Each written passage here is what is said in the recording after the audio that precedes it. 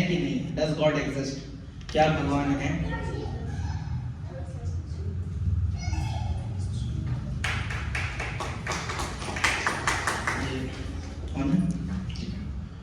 तो कल हमने डिस्कस किया था कि क्या भगवान होते हैं, डज गॉड एग्जिस्ट, है ना। और हमने इसको कई पैमानों पर देखा। पहले हमने अपने अनुभव से जाना कि हाँ, अपने अनुभव में भी हमने देखा है कि भगवान होते हैं। हम जब प्रार्थनाएं करते हैं, हम जब भगवान से कुछ भी इच्छाएं करते हैं, तो और जब हम उस हिसाब से व्रत इत्यादि करते हैं, तपस्या करते हैं, तो फिर हम उसको प्राप्त करते हैं। फिर हमने देखा कि प्रकृति भी हमें जो है विवश करती है ये मानने पर कि भगवान हैं, इस प्रकृति के एक पुरुष हैं जो इसको धारण करते हैं। तो हमने वो जाना। उसके बाद हमने कुछ एग्जाम्पल्स लिए कि कैसे हम मान सकते हैं कि भगवान है। हमने देखा कि अगर प्रकृति है, क्रिएशन है, तो क्रिएटर होंगे, है ना। कोई भी चीज है, कोई भी प्रकृति आपको आसपास दिखती है, तो उसको बनाने वाला कोई ना कोई होता है। ये एसी है, तो हम ऐसे नहीं मान सकते कि अपने आप आ गया होगा। हम क्या सोचते हैं, किसी इंजीनियर ने इसको बनाया होगा, किसी फैक्ट्री ने इसमें मैन्युफैक्चर किया होगा, फिर इसको किसी सेल्समैन ने बेचा होगा, एंड देन फाइनली ये यहाँ पर लगाया है ना। हम ऐसा नहीं कह सकते कि एकाएक यहाँ पर हमने कुछ लोहे का ढेर रख दिया था और अपने आप जो है एसी बन गया। ऐसा तो नहीं हो सकता। तो हमने जाना हर एक क्रिएशन, कोई भी चीज यहाँ पर रखा हुआ, कोई एक पत्ता भी जो है वो अपने आप नहीं प्रकट हुआ है, कोई ना कोई उसके पीछे वो कारण है जिसकी वजह से आया है। तो जो इतना बड़ा विराट जगत हमें दिखता है, हम ऐसे कैसे मान लें कि ये अपने आप आ गया, है ना। हमने ये जाना कि अपने आप नहीं आया है, इसके पीछे कारण है। प्रकृति में हमने कई सारे रीजन देखे कि क्रिएशन है तो क्रिएटर होंगे। अपने आप से कोई भी चीज जो आती है, पहली बात, जो भी चीज धमाके से होती है वो क्या होती है, कभी भी अच्छी नहीं होती। हमने दिवाली का एग्जांपल लिया कि बच्चे के हाथ में बम पटाखा फट जाता है तो हाथ जल जाता है। कभी ऐसा सुना है बच्चे के हाथ में पटाखा फट गया और उसको आईफोन मिल गया? नहीं ना। या उसको मोटरसाइकिल, उसने अनार जलाई थी, अनार जला, धड़ाम बजा, वहां से जो है R15 निकला, नहीं ना। ऐसा तो नहीं होता है कि बुलेट बाइक निकल गई, बुलेट बम जलाया, बुलेट बाइक आ गई। ऐसा तो नहीं होता है। क्यों? क्योंकि धमाके से कोई भी चीज अच्छी आज तक नहीं आई। दूसरी, धमाके से कोई भी चीज अरेंज्ड मैनर में नहीं आती। आप देखते हैं कोई भी चीज ऑर्गेनाइज्ड नहीं आती। कोई भी जगह धमाका होता है तो बहुत ही अनऑर्गेनाइज्ड होता है। अगर आपने कभी कोल माइंस में धमाके किए जाते हैं बड़े बड़े डायनामाइट लगा के, तो बहुत प्लान करके किया जाता है कि इतने पे लगाएंगे तो इतनी ही दूर जो है इसका विस्फोट होना चाहिए, इतना लगाएंगे इतनी दूर, क्योंकि ज्यादा हुआ तो पहाड़ जो है वो गिर सकता है। क्योंकि विस्फोट जो है ना उसको कंट्रोल करना बड़ा मुश्किल होता है, एक प्लान में रख पाना बड़ा मुश्किल होता है। विस्फोट से कोई भी चीज ऑर्गेनाइज्ड नहीं आती। लेकिन हमने देखा इस संसार में तो बहुत ऑर्गेनाइज्ड चीजें चल रही हैं। पृथ्वी जो है वो सूर्य के चक्कर लगा रही है ना। इस तरीके से सूर्य रोज उगता है, ढलता है, ऋतुएं बदलती हैं, है ना, मौसम बदलते हैं, हर चीज एकदम परफेक्ट ऑर्गेनाइजेशन में चल रहा है। इसका मतलब ये अपने आप नहीं हुआ है, ये कोई बाय चांस नहीं हुआ है। क्या है इसके पीछे? एक मेकर है। क्रिएशन के पीछे कोई क्रिएटर है। समझ रहे हैं? प्रकृति के पीछे कोई प्रकृति के पुरुष हैं, बनाने वाले हैं। फिर हमने देखा कि जहां भी लॉज हैं, कानून है, तो लॉज के पीछे कौन होता है? लॉ मेकर, कानून बनाने वाले, है ना। हमने देखा भारत का संविधान अपने आप नहीं आया, है ना। लगभग 2 साल 11 महीने लगे और तब जाके भारत का संविधान बना। पता नहीं 400 या 450 लोगों की बैठक थी, कॉन्स्टिट्यूएंट असेंबली कहते हैं, देन जाके संविधान बना। और उस संविधान में भी बार-बार संशोधन होते रहते हैं और उन संशोधनों को करने के लिए भी लोग बैठते हैं। ऐसे कि अपने आप संशोधन हो गया, देश के अंदर जो है मुस्लिम महिलाओं पर शोषण हो रहा था, इसलिए ट्रिपल तलाक अपने आप कॉन्स्टिट्यूशन में आ गया। ऐसा तो नहीं होता ना। हम उसके लिए मोदी जी को तारीफ करते हैं, ट्रिपल तलाक आ गया, 370 हट गया, है ना। यानी कि कानून के पीछे कोई कानून बनाने वाला होता है। तो हमने देखा प्रकृति में भी बहुत तरह तरह के कानून होते हैं। जैसे हमने कौन सा कानून पढ़ा था? कौन सा कानून था? गुरुत्वाकर्षण का नियम, है ना, ग्रेविटी। ये भी एक नियम है। कोई भी चीज आप गिराएंगे तो नीचे ही गिरेगी। इस कानून के बाध्य है वो। ऐसा नहीं है कि इसने नियम नहीं माना, इसका चालान काटो, ये ऊपर चला गया, ऐसा नहीं। इसको भी नीचे आना पड़ेगा। हो सकता है आप इस शहर के नियमों को तोड़ सकते हैं और क्या कहते हैं, ट्रैफिक पुलिस को बेवकूफ बना दिया, गाड़ी आगे भगा ली, पता ही नहीं चला। लेकिन भगवान के नियमों को कोई बेवकूफ नहीं बना सकता। प्रभु जी आज मैंने पेड़ से सेब गिरते हुए देखा था, नीचे ही नहीं गिरा, ऊपर गिर गया प्रभु जी, ऐसा कभी नहीं होता, है ना। आज हमने देखा भगवान ने सेब का चालान काटा, ऐसा नहीं होता। हर कोई भगवान के नियम फॉलो करने के लिए बाध्य है, क्योंकि नियम है तो नियम के पीछे कौन होगा? कोई नियमों को बनाने वाला होगा। गुरुत्वाकर्षण का नियम देखा और कई सारे नियम देखे, है ना। हमने फ्रिक्शन का नियम देखा, कोई भी चीज एक समय पर रुक नहीं जाएगी। और ऐसे हजारों नियम है इस प्रकृति में। ऋतुओं का बदलना अपने आप में नियम है। कभी ऐसा नहीं होगा कि सर्दी के बाद तुरंत गर्मी आ गई, बीच में बसंत आए, है ना। ऐसा नहीं होगा गर्मी के बाद सीधा सर्दी आने लग गई, बारिश आई ही नहीं। एक साइकिल है, उस साइकिल को फॉलो करना पड़ेगा, है ना। ये नियम है, ये सारे नियम है, यानी इन नियमों के पीछे कोई नियमों को बनाने वाला होगा।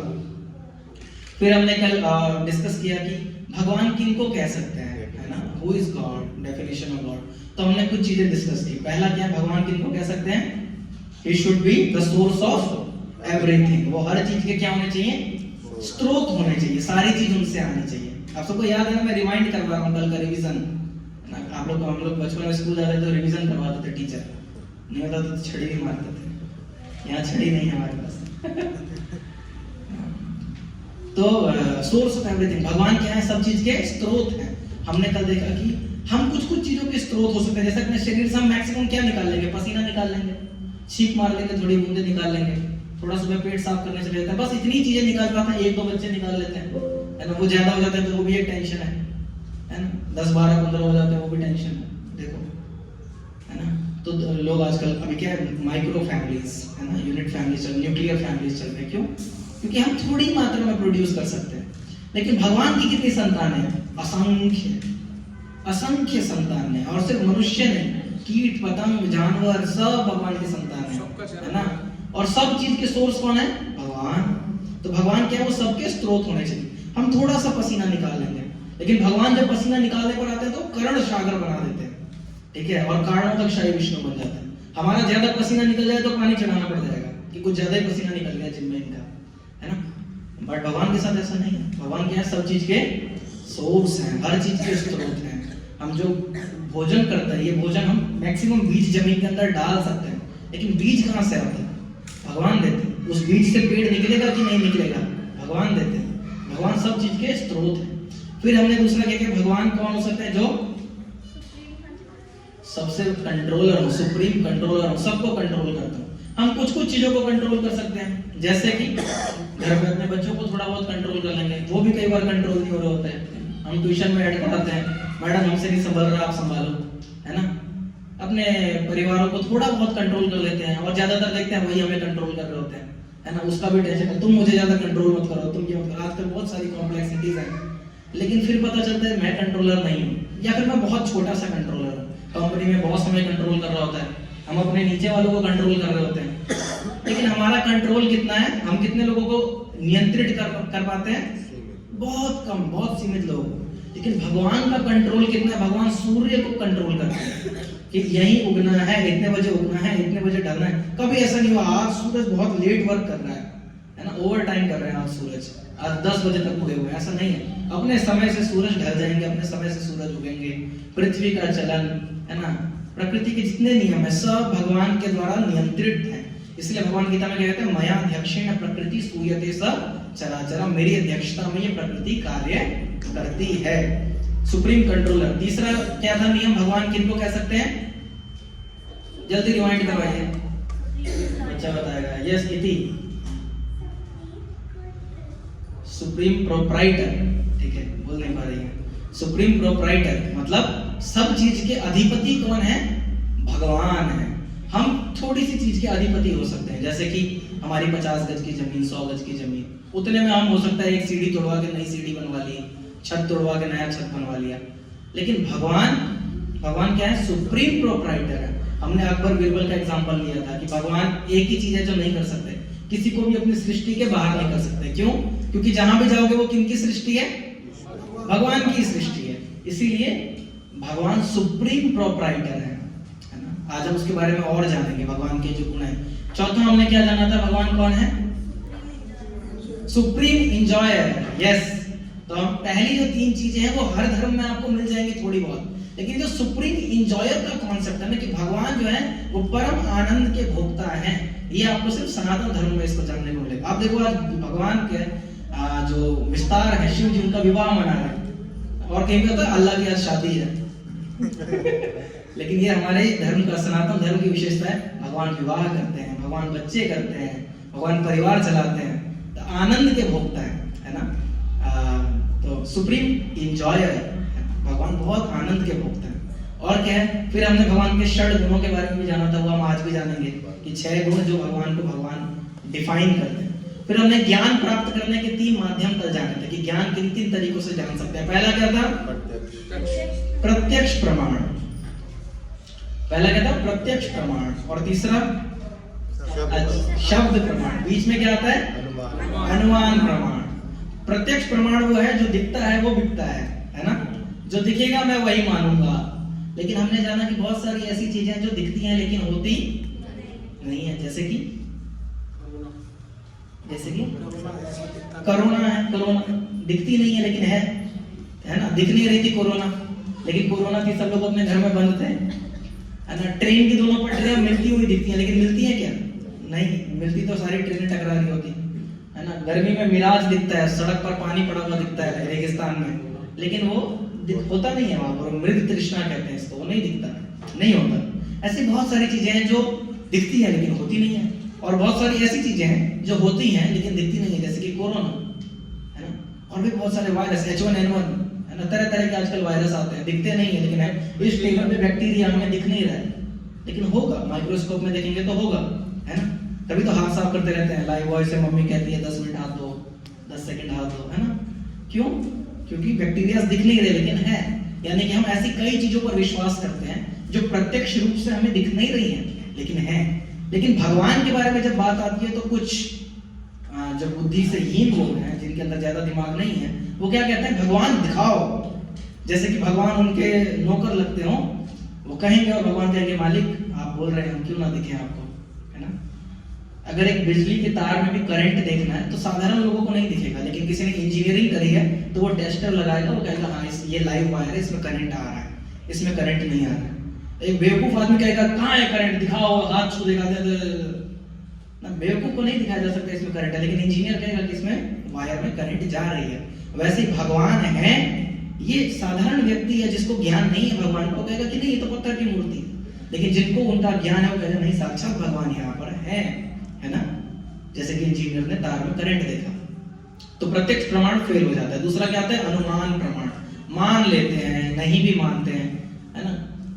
कई बार लोग कहते हैं स्वर्ग नरक यहीं पर है, किसने देखा है ना, सब सुख दुख यहीं भोग कर जाना है, ऐसी बातें। ये सब क्या? अनुमान प्रमाण। पढ़ा लिखा कुछ नहीं, चाय की चुस्की के साथ मारी लाइट बिस्किट खाते हुए कुछ बातें करनी है, तो यही बातें चलती हैं। क्या? किसने देखा है, सुख दुख यही है, उसने मेरे साथ ऐसा किया, उसके साथ भी यही होगा, जो अपने अपने हिसाब से ज्ञान, ये है अनुमान प्रमाण। इसमें बहुत सारी कमियां हैं, बहुत सारी, कई बार अनुमान सही भी लगते हैं, कई बार अनुमान क्या होते हैं? गलत होते हैं, बहुत बार अनुमान गलत होते हैं, है ना। फिर तीसरा कौन सा था प्रमाण? शब्द प्रमाण, जो कि सबसे अच्छा था। शब्द प्रमाण क्या है? जो कि अथॉरिटी के द्वारा दिया गया है। हमने एग्जांपल लिया कि बस कंडक्टर जो है वो 764 चला रहा है नेहरू प्लेस से नजफगढ़, हम उससे बस की टिकट लेते हैं और बैठ जाते हैं, हम उससे बकवास नहीं करते हैं, ये सब बातें नहीं पूछते कि मैं नहीं मानता बस जाएगी नहीं जाएगी, क्यों जाएगी, क्यों? क्योंकि हम शब्द प्रमाण, टिकट पे लिखा हुआ है ये बस नेहरू प्लेस से नजफगढ़ जाती है, और वो कंडक्टर भी जो है वो डीटीसी का वहां बैठा हुआ है, तो हम अथॉरिटी पे विश्वास करते हैं कि ये अथॉरिटी है, सही बता रहा होगा, बस जाएगी, है ना। ऐसी बहुत जगह हम अथॉरिटी को स्वीकार करते हैं। जैसे बचपन में स्कूल में पढ़ते हैं तो बहुत सारी ऐसी चीजें पढ़ते हैं जो हम सामने देख नहीं रहे होते, जैसे इलेक्ट्रॉन प्रोटॉन हमने नहीं देखा किसी ने, है ना। अमेरिका कैसा दिखता है हमें से कोई नहीं गया, लेकिन हमें पता है अमेरिका में न्यूयॉर्क नाम का शहर है। कैसे पता है? क्योंकि हमने उसके बारे में पढ़ा है। इसे कहते हैं शब्द प्रमाण। क्या कहते हैं? फिर हमने जाना शब्द प्रमाण क्या है? भगवान के द्वारा दिए गए शास्त्र, जो किताबें हैं। हमने जाना कि जैसे माता से बच्चा पूछता है कि मम्मी पापा कौन है, और बच्चा बड़े प्रेम से स्वीकार कर लेता है, मम्मी कहती है ये आपके पिता हैं, और बच्चा स्वीकार कर लेता है। बच्चा ये नहीं कहता कि मम्मी डीएनए करवाऊंगा, मुझे नहीं लगता ये मेरे पिता है, मेरी शक्ल तो रणबीर कपूर से मिलती है, ऐसा नहीं कहता, है ना। बच्चा स्वीकार कर लेता है। क्यों स्वीकार कर लेता है? क्योंकि शब्द प्रमाण, मम्मी अथॉरिटी है। वैसे ही जो भक्त है वो शास्त्र को प्रमाण मान के माता की तरह कि शास्त्र से पूछता है कि भगवान कौन है, और शास्त्र क्या कहते हैं? भगवान प्रभु है ना, भगवान कृष्ण है, नारायण है। कौन है उसके बारे में आज हम जानेंगे, हु इज गॉड। फिर हमने ज्ञान के 3 मार्ग पढ़ने के बाद हमने क्या क्या जाना कि भगवान के षडैश्वर्य क्या हैं, उनके बारे में जाना। अलग अलग शास्त्रों जब भगवान एक हैं तो अलग अलग शास्त्र क्यों हैं? हमने कल जाना कि सभी शास्त्र जो है वो अलग अलग दिमाग के लोगों को लिए दिया गया है। जिसका चेतना, जिसकी बुद्धि कम है उसके लिए कम बुद्धि वाला ही शास्त्र दिया जाएगा, क्योंकि अभी वो उतना ही समझ सकता है। लेकिन जो हायर क्लास में, जो 10वीं क्लास में, 12वीं क्लास में, उसको उस हिसाब से किताबें दी जाएगी। उसको ABCD नहीं सिखाया जाएगा, उसको पूरा ग्रामर सिखाया जाएगा। उसीलिए आप देखेंगे हिंदू धर्म में, सनातन धर्म में जो है ज्यादा नियम मिलेंगे, ज्यादा ज्ञान मिलेगा। क्यों? क्योंकि यहाँ के लोगों की चेतना विकसित है, ये ज्यादा चीजें समझ सकते हैं। लेकिन दूसरे धर्मों में भी बात वही है, भगवान को शरण लेनी है, भगवान की शरणागति करनी है, लेकिन नियम बहुत कम होते हैं, नियम उतने नहीं होते हैं। तो ये हमने जाना। अब कल की क्लास का फाइनल एंड ये था कि भगवान होते हैं, गॉड एग्जिस्ट। हमने तरह तरह से इस बात को जाना। आज हम जानेंगे कि भगवान होते हैं तो वो भगवान है कौन? Who is God?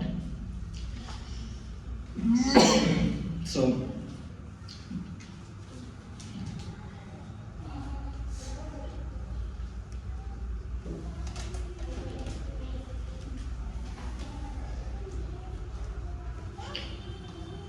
ओके, तो अगर गॉड एग्जिस्ट करते हैं तो वो कौन है ना?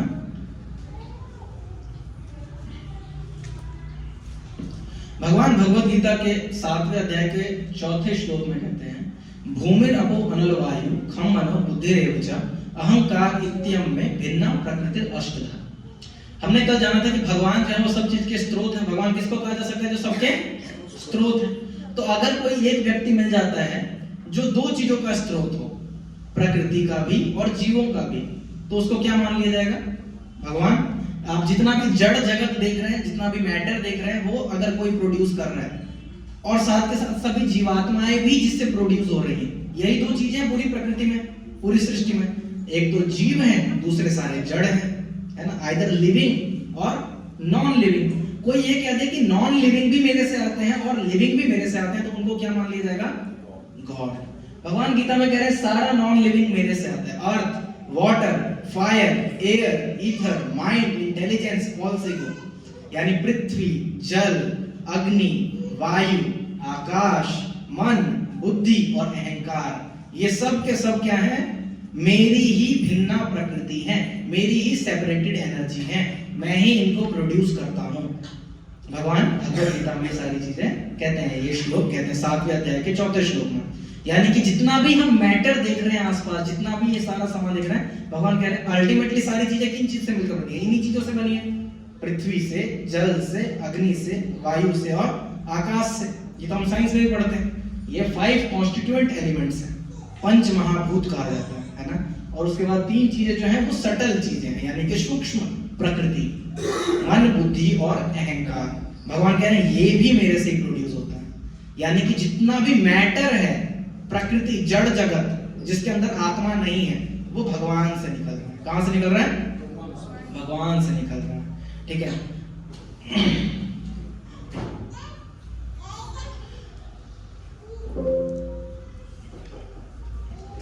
यस, इसके बाद क्या कह रहे हैं? अपरेयम इतस्त्वन्य प्रकृति विद्धमे परम जीव भूत महाबाहो ययेद धारयते जगत। भगवान कह रहे हैं, हे अर्जुन, हे महाबाहु, मेरी इसके अलावा एक और शक्ति है जो मेरी सुपीरियर एनर्जी है। इस पहले कौन सी एनर्जी बताई थी? इन्फीरियर एनर्जी, भिन्ना प्रकृति। वो कौन सी थी? जितनी भी जड़ जगत है, जितना भी आप नॉन लिविंग चीज देख रहे हैं, ये सब क्या है? नॉन लिविंग, इसके अंदर कोई जान नहीं है, प्राण नहीं है। भगवान कह रहे हैं वो मेरे से आता है।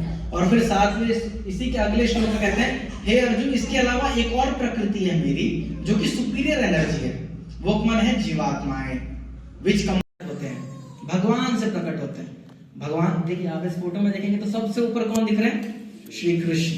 कई बार लोगों का ये प्रश्न रहता है, टीवी सीरियल देख कर आते हैं, मूवीज देख कर आते हैं, तो उन्हें लगता है कि प्रभु जी विष्णु से कृष्ण आते हैं ना, कृष्ण से थोड़े विष्णु आते होंगे, है ना? क्योंकि टीवी में देखा है कि जो कृष्ण है वो विष्णु के 8वें अवतार हैं या विष्णु के अवतार हैं। तो क्या विष्णु शिव कृष्ण से आते हैं या कृष्ण जो है वो विष्णुओं को प्रकट करते हैं? बताइए, क्या लगता है आपको? भगवान कृष्ण या विष्णु? कृष्णा वर्सेस विष्णु, कौन जीतेंगे? कोई वर्सेस नहीं है यहाँ पर, दोनों जो है वो सेम है, कृष्ण और विष्णु एक ही हैं, लेकिन कृष्ण जो है वो आदि पुरुष है, वो उनसे विष्णु निकल रहे हैं, नारायण निकल रहे हैं। जब सृष्टि का प्रारंभ देखेंगे तो नारायण भी किन से निकल रहे हैं? कृष्ण से निकल रहे हैं। हम लोगों ने सिर्फ विष्णु सुना होता है टीवी सीरियल में, लेकिन आपको पता है विष्णु भी 3 प्रकार के हैं, कर्णोदकशाही विष्णु, गर्भोदकशाही विष्णु, शिरोदकशाही विष्णु। और अधिकतर अवतार जो हम इस संसार में देखते हैं वो कहां से आ रहे हैं? गर्भोदकशाही विष्णु से। करेक्ट है जी? गर्भोदकशाही विष्णु से। और ये सारे ऐसे हजारों विष्णुओं को भगवान श्री कृष्ण प्रकट करते हैं। कोई जी फिर ऐसा क्यों कहते हैं कि विष्णु के थ्रू कृष्ण आ रहे हैं, है ना? ऐसा क्यों आता है? इसके लिए एक एग्जांपल लेते हैं। जैसे कई बार ना बहुत बड़ी बड़ी कंपनियां होती हैं, आप एग्जांपल ले सकते हैं रिलायंस या अडानी की कंपनी। तो इसमें अडानी रोज नहीं आते या मुकेश अंबानी रोज रिलायंस नहीं जाते, साल 2 साल 3 साल पर कभी मन किया तो चले गए। ऐसी बड़ी कंपनियों के जो ओनर्स होते हैं वो रोज नहीं आते, वो अपने किसी विदेश में किसी बंगले में रहते हैं, गोल्फ वगैरह खेलते हैं, और कभी उनका मन होता है तो अपनी कंपनी का जो उन्होंने सीईओ जिसको रखा हुआ है कि भाई तुम कंपनी संभालो, मैं अपना चिल करूंगा, मैंने बिजनेस सेटअप कर दिया, अब मैं एंजॉय करूंगा, है ना? तो वो क्या कहते हैं, कभी एक दिन कहते हैं सीईओ को फोन करके, सीईओ साहब मैं सोच रहा था एक बार आकर अपनी कंपनी आता हूँ, इंडिया की तरफ मेरा ट्रिप था, थोड़ा कंपनी भी देख लेता। तो वो सीईओ कहते हैं यस सर प्लीज आइए आइए आइए, और कंपनी में आते हैं। तो जब जितने भी कंपनी के सारे एम्प्लॉयज है ना, उनको क्या लगता है, क्योंकि उन्होंने तो आज तक किसको देखा है? सीईओ को ही देखा है, जो कंपनी का जो उस समय मालिक है उसी को देखा है। उनको नहीं पता इस मालिक के ऊपर भी एक ओनर है इस कंपनी का, जो इस पूरी कंपनी को खरीदता है, जिसके पास सारे स्टेक्स हैं इस कंपनी के, उन्होंने आज तक। तो उनको क्या लगता है सीईओ ही है जो इन ओनर को लेकर आए, है ना? लेकिन उन्हें नहीं पता कि सीईओ को भी इसी ओनर ने रखा है। उसी तरीके से भगवान जब इस संसार में प्रकट होते हैं तो वो भगवान नारायण या विष्णु के थ्रू प्रकट होते हैं, और सबको क्या लगता है कि विष्णु जो है उनसे कृष्ण आ रहे हैं, लेकिन ऐसा नहीं है। आप अगर कथा भी सुनेंगे भागवत, श्रीमद् भागवत में आता है कि अर्जुन ने एक बार प्रतिज्ञा की थी कि मैं ब्राह्मण की सारी संतानें बचाऊंगा, और उस समय सारी संतानों के प्राण जो है वो नारायण ही लेके जा रहे थे उस ब्राह्मण के। तो फिर भगवान कृष्ण जो है वो अर्जुन को लेकर जाते हैं कहाँ? वैकुंठ। और वहां पे नारायण अर्जुन को कहते हैं कि एक्चुअली में मैं ये क्यों कर रहा था, क्योंकि मैं भगवान कृष्ण को देखना चाहता था, इनके दर्शन करना चाहता था, क्योंकि ये जो कृष्ण है ये हम जैसे कितने नारायणों के उद्गम स्रोत हैं, हम जैसे कितने नारायणों को प्रकट करते हैं। कृष्ण जो है वो, कृष्ण के बारे में ब्रह्मा जी क्या कहते हैं? ईश्वर परमा कृष्ण सच्चिदानंद विग्रह अनादिर आदिर गोविंद सर्व कारण कारणम।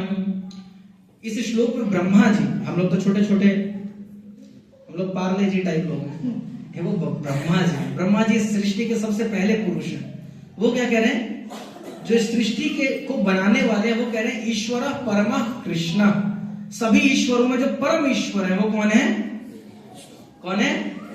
अरे जोर से बोलिए, चलान नहीं करता। कृष्ण, ईश्वर परमा कृष्ण सच्चिदानंद विग्रह। और वो क्या? अनादिर आदि, सबको प्रकट करने वाले वो हैं, अनादिर आदिर हैं। गोविंद सर्व कारण कारणम, सारे कारणों के कारण वो है, सब कुछ उनसे आ रहा है।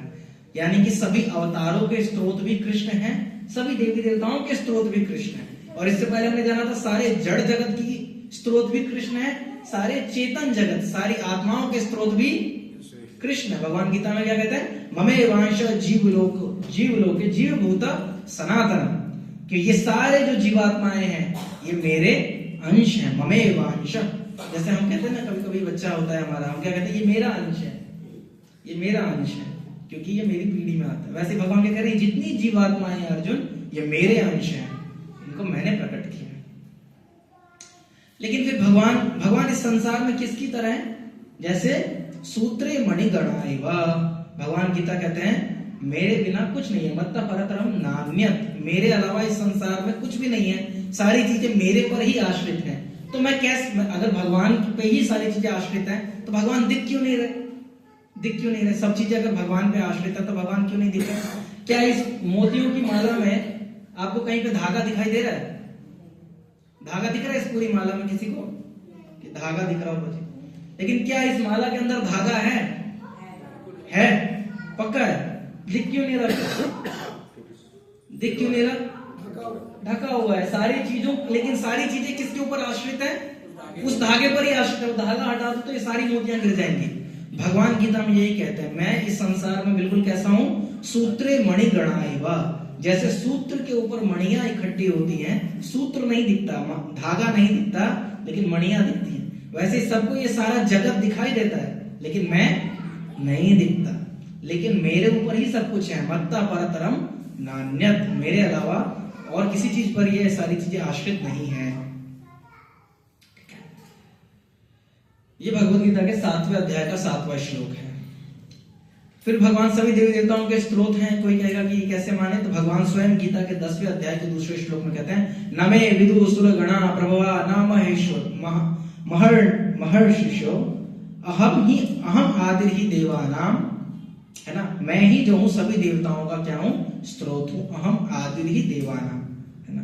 ऐसे भगवान ऋग्वेद में ऋग्वेद जो है 4 वेदों में से एक वेद है, उसके प्रथम स्कंद के 22वें अध्याय के 20वें श्लोक में क्या लिखा है? ओम तत् कृष्णम परमम पदम सदा पश्यन्ति सूरया, कि मैं उन कृष्ण को प्रणाम करता हूं, वेद व्यास जी लिख रहे हैं, जिनके चरणों की आश्रय कौन लेते हैं? सभी देवी देवता, है ना। The lotus feet of lord Krishna are the supreme objective of all the demigods. जितने भी देवी देवता हैं वो भगवान की शरण लेते हैं। श्रीमद् भागवतम के 12वें स्कंद के 13वें अध्याय में के पहले श्लोक में लिखा है, यम ब्रह्मा वरुणेन्द्र रुद्र मरुतः स्तुन्वन्ति दिव्यस्तवेण, है ना, जिनके बारे में ब्रह्मा वरुण रुद्र मरुत ये सारे भगवान की स्तुति करते हैं हर समय, है ना। इस जितने ब्रह्मा वरुण रुद्र मरुत सब 33 कोटि देवी देवता भगवान की स्तुति करते हैं। भगवान जब प्रकट होते हैं तो माता देवकी के गर्भ स्तुति करने के लिए सभी देवी देवता आते हैं, कि अभी भगवान जिनके गर्भ में सारा संसार पलता है, आज वो भगवान माता का गर्भ स्वीकार कर रहे हैं। अभी हम कभी माता के पेट में होते हैं तो कोई ऐसा होता है कि देवी देवता आ रहे हैं स्तुति करने के लिए कि आज प्रभु जी माता के गर्भ में प्रकट हो रहे हैं ना। मैक्सिमम हॉस्पिटल में 2-4 नर्स होंगे, एक डॉक्टर, है ना, फादर को भी बाहर कर देते हैं। लेकिन भगवान जब देवकी के गर्भ में, तब देवी देवता स्तुति करने के लिए आए। क्यों? क्योंकि भगवान जो है वो अजन्मा है। जो अजन्मा है वो जन्म ले रहा है। तो बड़ी पैराडॉक्सिकल बात है, बड़ी विडंबना वाली बात है, इसलिए सब भगवान की स्तुति करने के लिए आते हैं, है ना। ये भगवान का। फिर हमने कल ये डिस्कस किया था कि भगवान 6 ऐश्वर्यों के स्वामी हैं।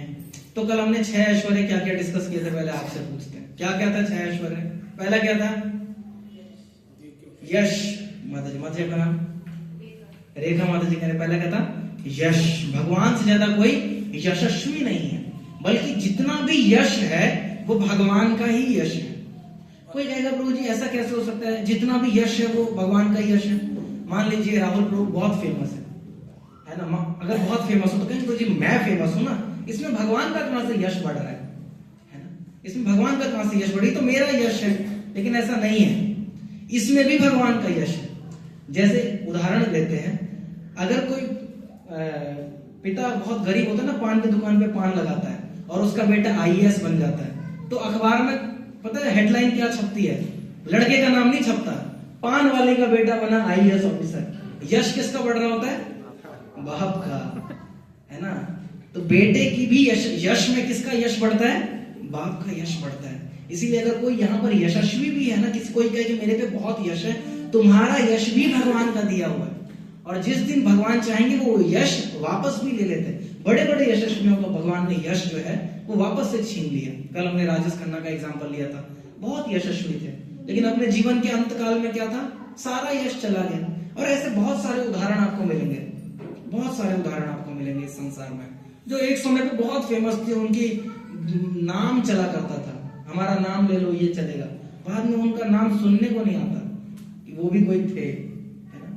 क्यों? क्योंकि भगवान से ज्यादा कोई यशस्वी नहीं है। तो माता जी ने पहला क्या बताया? यश। दूसरा ब्यूटी। माता जी आपका नाम श्री, है ना, श्री तीसरा गुण है, श्री बता रही है कि सौंदर्य। तो यस, श्री भगवान का जो ब्यूटी है, सौंदर्य, वो सबसे ज्यादा है, सबसे ज्यादा। कल हमने डिस्कस किया था कि ऐश्वर्या राय कितनी भी सुंदर होगी तो लड़के पागल होंगे, ऐसा तो नहीं है लड़कियां भी पागल हो रही है ऐश्वर्या राय बहुत सुंदर है, टैटू बनवा रही है ऐश्वर्या राय का, नहीं, लड़के पागल होंगे। और ऐसा तो नहीं कुत्ते बिल्ली हाथी घोड़ा बैल सब पागल हो रहे हैं ऐश्वर्या राय बहुत सुंदर है, नहीं। लेकिन भगवान के केस में देखते हैं भगवान इतने सुंदर है कि भगवान से वृंदावन की जो गोपियां हैं वो भी आकर्षित हो रही हैं, जो गोप ग्वाल बाल हैं वो भी आकर्षित हो रहे हैं, जो गाय बछड़े हैं वो भी आकर्षित हो रहे हैं, जो मोर हैं पेड़ पौधे हैं सब भगवान से आकर्षित हो रहे हैं, क्योंकि भगवान का सौंदर्य जो है वो मटेरियल नहीं है, वो क्या है एब्सोल्यूट है, वो क्या है परम सत्य है। भगवान का सुंदरता वो शारीरिक नहीं है, आध्यात्मिक है ना। इसीलिए भगवान सबसे ज्यादा सुंदर है। बहुत अच्छी कहानी आती है कि एक बार कामदेव को बहुत ही घमंड आ गया कि मैं कितना बड़ा कंट्रोलर हूं, मैं जिसके ऊपर भी बाण छोड़ देता हूं तो पुरुष जो है वो स्त्री के लिए पागल हो जाता है, स्त्री जो है वो पुरुष के लिए पागल हो जाती है, मैं कितना सुंदर हूं, मेरे में कितनी शक्ति है, ऐसे करके कामदेव को बहुत अपने ऊपर अहंकार है। तो उसी समय नारद जी का तो फेवरेट जॉब, नारद जी का क्या पता है, आपका ईगो तोड़ना। साधु का सबसे फेवरेट काम होता है जो शिष्य है उसका घमंड तोड़ना, है ना। तो नारद जी जा रहे थे और नारद जी बाय डिफॉल्ट वो सभी देवी देवताओं के क्या है गुरु हैं, सबको शिक्षाएं देते हैं आए दिन। तो वो कामदेव देखे इस बालक को ज्यादा अहंकार हो गया, तो कामदेव जी को बोले कि हाँ आप बहुत सुंदर है ना, आप बहुत सुंदर है, आप सबको पागल कर देते हैं एक दूसरे के पीछे, लेकिन आपको मैं एक चीज सजेस्ट करूंगा। क्या सजेस्ट करोगे? आप एक बार प्लीज वृंदावन जाइए, एक बार वृंदावन यात्रा करके आइए, इस्कॉन यूथ फोरम लेके जा रहा है, आप भी जाइए। तो कामदेव ने रजिस्टर किया अपने आप को कि मैं भी जाऊंगा। कामदेव जी जब वृंदावन आए तो उन्होंने देखा कि एक छोटा सा बच्चा है मुश्किल से 10 साल का और उसके बांसुरी बजा रहा है बीच में, और उसके बगल करोड़ों करोड़ों गोपियां जो है वो रास कर रही हैं, नृत्य कर रही हैं। और ये सोचकर, और वो सारी गोपियां ऐसी नहीं है सिर्फ साधारण लड़कियां हैं, वो इतनी सुंदर दिख रही हैं, इतनी सुंदर है वो लड़कियां कि लक्ष्मियों की सुंदरता भी उनके सामने पराजित हो जाए। वो सारी बालिकाएं, वो सारी गोपियां इतनी सुंदर है, और वो क्या है उस बालक के इर्द गिर्द नृत्य कर रही हैं और बच्चा बीच में बांसुरी बजा रहा है। तो कामदेव को लगा ये बच्चा कौन है, और तभी भगवान जो है वो कामदेव की तरफ देखते हैं और कामदेव अपने रथ से धड़ाम करके गिरते हैं, क्योंकि कामदेव भी उनका रूप देखकर क्या हो जाते हैं, मोहित हो जाते हैं। इसीलिए भगवान का एक नाम क्या है, मदन मोहन, जो मदन को भी मोहित कर दे। कामदेव का नाम क्या है, मदन, जो सबको पागल कर देते हैं, बंदर की तरह इधर से उधर कूदता रहता है आदमी। उस मदन को भी मोहित करने वाले कौन है, मदन मोहन श्री कृष्ण, है ना। भगवान इतने सुंदर है, सौंदर्य है दूसरा गुण। तीसरा गुण क्या है भगवान का, वेल्थ, श्री, धन। तो हमने क्या देखा कि कल हम एग्जांपल ले रहे थे कि इलॉन मस्क के पास कितना भी पैसा हो, इलॉन मस्क ये नहीं कह सकता मेरे जेब का 10 रुपया भी उसका है, नहीं कह सकता ना। लेकिन एक भगवान ही ऐसे हैं जो हमारे जेब में जितना रुपया है वो भी भगवान कह सकते हैं कि वो भी उन्हीं का है। क्यों? क्योंकि उनकी पत्नी का ही नाम क्या है, लक्ष्मी, है ना। सभी की लक्ष्मी उनकी लक्ष्मी है। वो थोड़े देर के लिए रेंट करने के लिए देते हैं, थोड़े देर तुम रख लो 100 रुपया, वो 100 रुपया फिर उसके पास चला जाता है, वो 100 रुपया उसके पास चला जाता है। फाइनली वो 100 रुपया रुकता कहाँ है, जब वो मंदिर के दान पे पात्र में आ जाते हैं, उधर भगवान की सेवा में लग जाता है। क्योंकि अल्टीमेटली लक्ष्मी जो है उनका नाम है, एक नाम है लक्ष्मी का चंचला। क्या नाम है? वो किसी की जेब में नहीं टुकती। आपको कितना भी सजाकर नोट रख लो, ये नोट मेरा फेवरेट है मैं अपने पास रखूंगा, वो एक ना एक दिन आप कहीं ना कहीं खर्च कर दोगे, फिर वो दूसरे की जेब में चला जाता है, फिर तीसरे की जेब में। लेकिन एक जगह है जो जहां पर ये चंचल लक्ष्मी भी रुक जाती है, वो कौन सी जगह है? भगवान के चरण। आप देखें विष्णु के चरण दबा रही हैं, नारायण के चरण दबा रही हैं, तो वो चंचला लक्ष्मी जो किसी के पास नहीं रुक रही है, वो कहां जाकर रुक जाती है? भगवान के पास। इसीलिए जो भगवान के भक्त है उनके पास ही लक्ष्मी सही से रुकती है, बाकी सबको उल्लू पका के चले जाते हैं। पता है लक्ष्मी जी का वाहन क्या है? क्या है? उल्लू। तो जो सिर्फ लक्ष्मी की पूजा करते हैं ना, कि लक्ष्मी जी की पूजा करते हैं, हम कृष्ण भगवान की पूजा नहीं करते, तो उनके घर में लक्ष्मी किस पर आती है? उल्लू पे आएंगी, उल्लू पका के चली जाएंगी। प्रभु जी पैसा तो बहुत आया था, प्रभु जी कहाँ चला गया पता ही नहीं चला, थोड़ा उसने लूट लिया, जमीन में पैसे डूब गए, चांदी देखा उठ रहा था, मैंने पैसे लगाए सारा डूब गया, है ना। सोने में लगाया वो भी डूब गया, जमीन में लगाया जमीन हड़प गई। क्यों? क्योंकि सिर्फ लक्ष्मी की पूजा करी थी, तो क्या हुआ? उल्लू पका के चली गई। लेकिन जो लोग नारायण के साथ लक्ष्मी की पूजा करते हैं, राम जी के साथ सीता की पूजा करते हैं, द्वारकाधीश के साथ रुक्मिणी जी की पूजा करते हैं, तो उनके घर लक्ष्मी किस पर आती है? किस पर आती है? भगवान का वाहन क्या है? गरुड़। क्या है? गरुड़। तो जब आप भगवान की पूजा करते हैं तो लक्ष्मी जी किस पर बैठकर आती है? गरुड़ पर बैठकर आती है और फिर कहीं नहीं जाती। इसलिए उनको क्या कहते हैं? अचला लक्ष्मी। क्या कहते हैं? अचला लक्ष्मी। वो अचल होकर आपके साथ रहती है, भक्ति की लक्ष्मी बन जाती है। फिर वो आपकी धन ऊपर नीचे होगा भी लेकिन लक्ष्मी नहीं जाएंगे, लक्ष्मी आपके पास रहेंगे। तो तीसरा तो हमने पढ़ लिया क्या है? श्री लक्ष्मी। और चौथा बल, स्ट्रेंथ। अभी लोग जिम जाते हैं, हर गली गली जिम है, लेकिन भगवान इतने बलशाली हैं कि भगवान कोई जिम नहीं करे। ऐसा नहीं कि भगवान अखाड़ा जा रहे हो, जिम जा रहे हो, प्रोटीन खा रहे हो, वे प्रोटीन खा के और फिर भगवान ने कहा अभी बॉडी बन गई है बलराम जी, आज सोच रहा हूँ गोवर्धन उठा ही लेता हूँ, और फिर गए गोवर्धन उठाने के लिए। नहीं, भगवान ने क्या किया? तुरंत गए और आराम से उठा दिया, एकदम हल्के से, और गोवर्धन उठ गए। गोवर्धन अभी बहुत कम हो गए हैं, आप जाइए, लेकिन अभी भी बहुत बड़े हैं। किसी को लगता हो कि मैं भगवान को, ट्राई करिएगा एक साइड से उठाने का, जब थक जाएंगे तब पता चलेगा कि मैं कुछ नहीं हूँ। भगवान कितने शक्तिशाली है, भगवान बहुत शक्तिशाली है।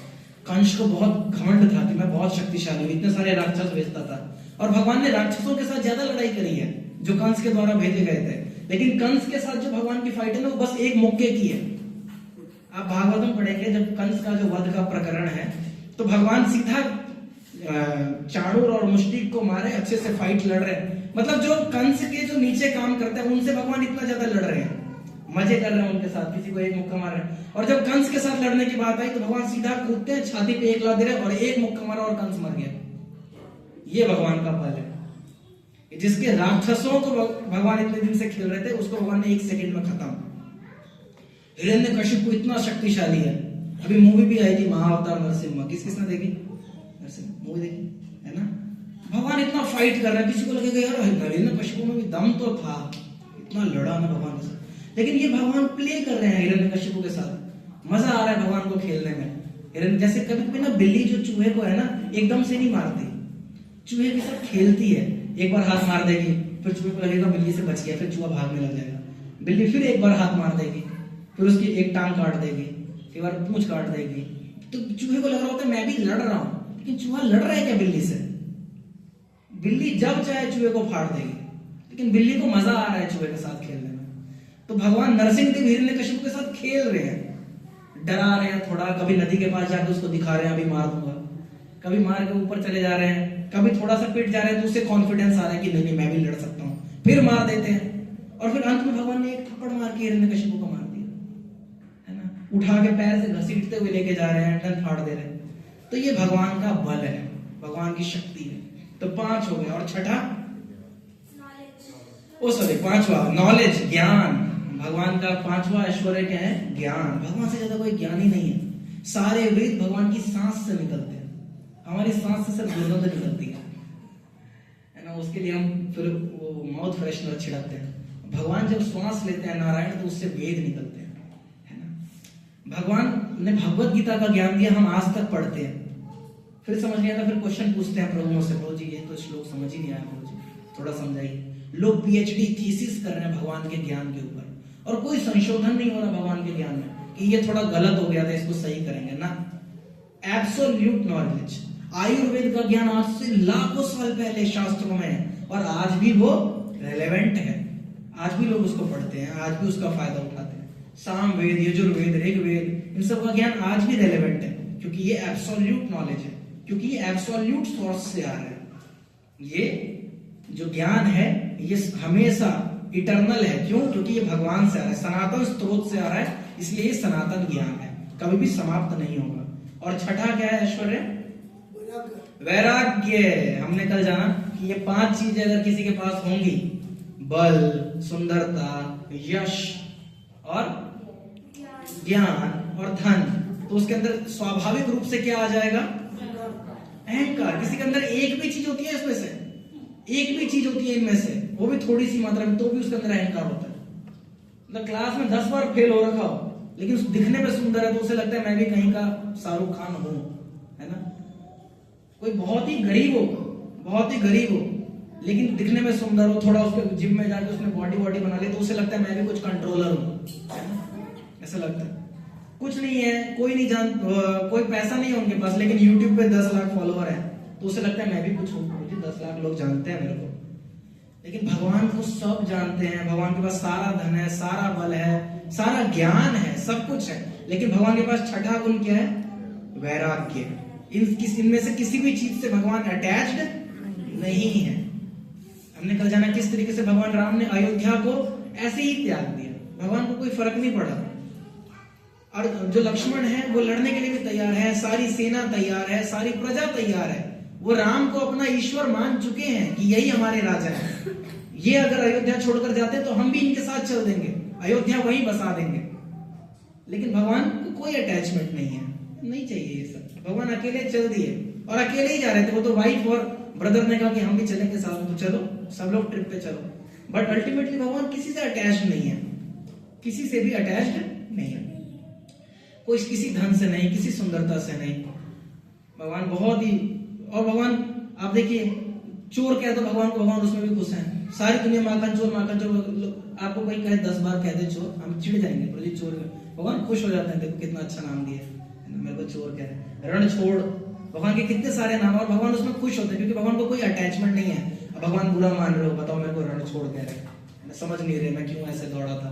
भगवान एंजॉय करते हैं क्योंकि भगवान का वैराग्य बहुत ज्यादा है, सबसे ज्यादा वैराग्यवान है। अभी हम चैतन्य महाप्रभु का गौर पूर्णिमा आ रहा है। चैतन्य महाप्रभु वैराग्य की तो साक्षात मूर्ति है। भगवान सन्यास लेते हैं ताकि सभी जीवों को भक्ति का प्रचार किया जाए। जिनकी लक्ष्मी जैसी, लक्ष्मी ही जिनकी पत्नी है, वो सन्यास लेने तो कैसा है ना, वो श्री चैतन्य महाप्रभु स्वयं भगवान है ना, क्योंकि उनके अंदर छठा गुण जो है वो वैराग्य दिखा रहे हैं। सबसे सुंदर है, सबसे बलशाली है, सारे गुण है। ये 6 के 6 ऐश्वर्य किनमें देखने को मिलते हैं? एकमात्र व्यक्ति जिनके अंदर ये 6 के 6 गुण देखने को मिलते हैं वो है श्री कृष्ण, विष्णु, नारायण, हरि, वही एकमात्र ईश्वर है। ये हम नहीं कह रहे, ये शास्त्र कह रहे हैं। फिर हमने ये गुण कल पढ़े थे, भगवान जो है वो हमारे वेल विशर हैं। 5वां भोक्ताराम यज्ञ तपसाम सर्वलोक महेश्वरम सुहृदम सर्वभूतानाम ज्ञात्वानाम शांति विच्छति। 5वें अध्याय के 29वें श्लोक में भगवान कहते हैं भोक्ताराम यज्ञ तपसाम, मैं सभी तपस्याओं का भोक्ता हूं। आप कोई भी हवन करवा लीजिए घर में, आप ऐसे किसने घर में यज्ञ हवन इत्यादि कराए हैं? कराया ना? पंडित जी कहते हैं एक की तो पूजा होगी ही होगी। किनकी? विष्णु की पूजा तो करनी ही पड़ेगी, यज्ञ देवता भगवान की तो पूजा करनी ही पड़ेगी, है ना, उनके बिना तो नहीं हो पाएगा। किसी भी, आप चाहे वास्तु की पूजा करा लें, आप चाहे गृह प्रवेश करवा लें, आप चाहे कोई भी महामृत्युंजय करवा लें, एक व्यक्ति जिनकी पूजा होना आवश्यक है, जो यज्ञ के भोक्ता हैं, वो कौन है? विष्णु, हरि, कृष्ण। और फिर भगवान क्या कहते हैं? मैं सभी तपस्याओं का भोक्ता हूं और सर्वलोक महेश्वरम, सभी लोगों का एकमात्र महेश्वर कौन है? मैं हूं। मैं सबको कंट्रोल करता हूं, मेरे को कोई कंट्रोल नहीं करता। सर्वलोक महेश्वरम। और फिर क्या कह रहे हैं? अब ये 2 चीजें किसी में हो, सारी चीजों का भोक्ता हो और हर चीज का कंट्रोलर हो, तो वो किसी का मित्र नहीं बनेगा। उसको क्यों किसी का मित्र बनेगा? वो किसी के बारे में सोचे, वो उसको किसी की जरूरत ही नहीं है, वो आत्मा राम है, अपने आप में संतुष्ट है ना। लेकिन भगवान की तीसरी क्वालिटी क्या है? सुहृदम सर्वभूतानाम, मैं सभी जीवात्माओं का सबसे अच्छा मित्र हूं, है ना। नॉर्मली हम दूसरे धर्मों में जब देखते हैं तो भगवान को या गॉड को या अल्लाह को क्या दिखाया जाता है? अच्छा काम करोगे स्वर्ग जाओगे, गलत काम करोगे जहन्नुम में चले जाओगे। ऐसा नहीं दिखाया जाता। वो तुम्हारे मित्र हैं, तुम्हारे से प्रेम करते हैं, चाहते हैं कि तुम सुधर जाओ। ये कौन है? भगवान। सुहृदम, सबके सबसे प्रेम करते हैं, सुहृद है, सबके सबसे प्रेम करते हैं, बेनिफैक्टर है। और फिर क्या है? ये 3 चीजें जो भगवान के बारे में जान लेता है, उसको पता है क्या मिलता है? मर्सिडीज बेंज मिलती है, रोल्स रॉयस मिलता है। क्या मिलता है उसको? वो मिलता है जिसके पास मर्सिडीज बेंज है, रोल्स रॉयस है, उसके पास भी वो चीज नहीं है, वो चीज मिलती है उसको। क्या मिलती है? शांति। अभी इलॉन मस्क ने कुछ दिनों पहले एक ट्वीट डाला कि जिसने भी लिखाया है कि पैसे से सुख नहीं मिलता, उसने सही लिखा है ना, क्योंकि उसके पास क्या नहीं है? आखिरी चीज नहीं है, शांति। और शांति क्यों नहीं है? क्योंकि वो पहले की 3 चीजें नहीं जानता। क्या नहीं जानता? कि हर चीज के भोक्ता कौन है? बोलिए, कृष्ण। हर चीज के भोक्ता कौन है? कृष्ण। हर लोक के महेश्वर कौन है? कृष्ण। और हर किसी के सच्चे मित्र कौन है? कृष्ण। ये तीन चीजें अगर हमने जान ली तो हमें क्या प्राप्त हो जाएगा?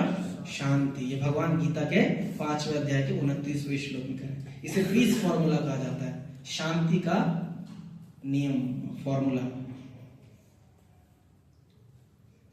अब फिर कुछ लोग कहेंगे प्रभु जी, कुछ लोग तो कहते हैं भगवान का कोई रूप है ही नहीं, और आप लोग कहते हैं भगवान का रूप है। कई लोग ऐसे हैं जो कहते हैं भगवान का रूप है। वहीं पे कुछ लोग कहते हैं भगवान निराकार है, भगवान का कोई आकार नहीं है, वो तो सब जगह है लेकिन मंदिर में नहीं है, है ना, मूर्ति में नहीं है। तो क्या करें, भगवान का रूप है कि नहीं? आप में से कौन कौन मानता है भगवान का रूप है? देखो बच्चे को पता है, ज्ञानी महात्माओं को नहीं पता, उसको पता है। यस, भगवान का रूप है। कुछ लोग किन को लगता नहीं प्रभु, रूप नहीं हो सकता, रूप तो इंसानों का होता है, भगवान तो कहां से रूप होगा? और किस किस को कंफ्यूजन है जो रूप है नहीं है? कुछ लोगों ने किसी में हाथ में उठाया,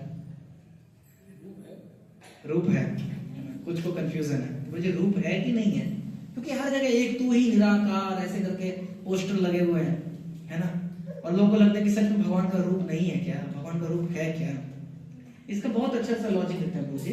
आप हमारा जो बच्चा होता है तो बच्चे का जो चेहरा है वो किससे मिलता है? माता पिता से मिलता है। तो उसको क्या कहते हैं? अरे ले ले कितना सुंदर है, बिल्कुल पिताजी पर गया है, कहते हैं कि नहीं कहते? या ऐसा कहते हैं ओहो पिताजी तो बिल्कुल बच्चे पे गए, ऐसा नहीं कहता ना कभी? क्योंकि बच्चा स्वाभाविक रूप से किस पर जाएगा? माता पिता पर जाएगा। इसीलिए जो लोग ये कहते हैं ना कि भगवान का कोई रूप नहीं है, ये तो इंसानों ने बना दिया अपने जैसा, हमने उनको अपने जैसा नहीं बनाया, उन्होंने हमको अपने जैसा बनाया। ठीक है, पहला तो ये लॉजिक है। दूसरा, शास्त्र कहते हैं कि भगवान का रूप है, भगवान का रूप है। कल हमने बहुत अच्छा श्लोक पढ़ा। कोई कहेगा कि कौन कह सकता है भगवान बांसुरी पकड़ के खड़े हैं, मोर पंखी लगाए हैं? तो कल हमने एक श्लोक गाया था, कौन सा? वेणुं क्वनंतम अरविंद दलायताक्षं वरहावतां समसितांबुद सुंदरांगम कंदर्पकोटिकमणीय विशेष शोभम गोविंदमादि पुरुषम तमहम नमामि। हे गोविंद, आप आदि पुरुष हैं। ये कौन कह रहे हैं? ब्रह्मा कह रहे हैं। छोटी मोटी नहीं, हम लोगों का एक दिमाग है, उनका 4 दिमाग है, क्वाड कोर प्रोसेसर, है ना, वो 4 दिमाग से कह रहे हैं हे प्रभु आप आदि पुरुष हैं। और पता है आप क्या है? आप वेणुं क्वनंतम, आप वेणु बजाते हैं, है ना, वेणुं क्वनंतम अरविंद दलायताक्षं, आपकी आंखें कमल के पत्ते के समान है, आपने मोर पंख धारण किया हुआ है, बहुत सुंदर आप दिख रहे हैं। ब्रह्मा जी ये देख पा रहे हैं, यानी भगवान का रूप है ना। और भगवान का फिर कुछ लोग ये क्यों कहते हैं कि भगवान का रूप नहीं है? ऐसा क्यों कहते हैं? क्योंकि शास्त्र में भगवान के रूप, जो भगवान जो है उनके कई स्टेज बताए गए, जो लोग उनको समझ पाते हैं उसको समझने का स्टेज। कुछ लोग भगवान, जैसे सूर्य को पढ़ने वाले लोग जो है ना, वो सूर्य को 3 स्तर पर पढ़ते हैं। कुछ लोग ऐसे हैं जो सूर्य की सिर्फ किरणों को पढ़ सकते हैं, वो सिर्फ किरणें देख पाते हैं, उनको इससे ज्यादा ज्ञान नहीं है।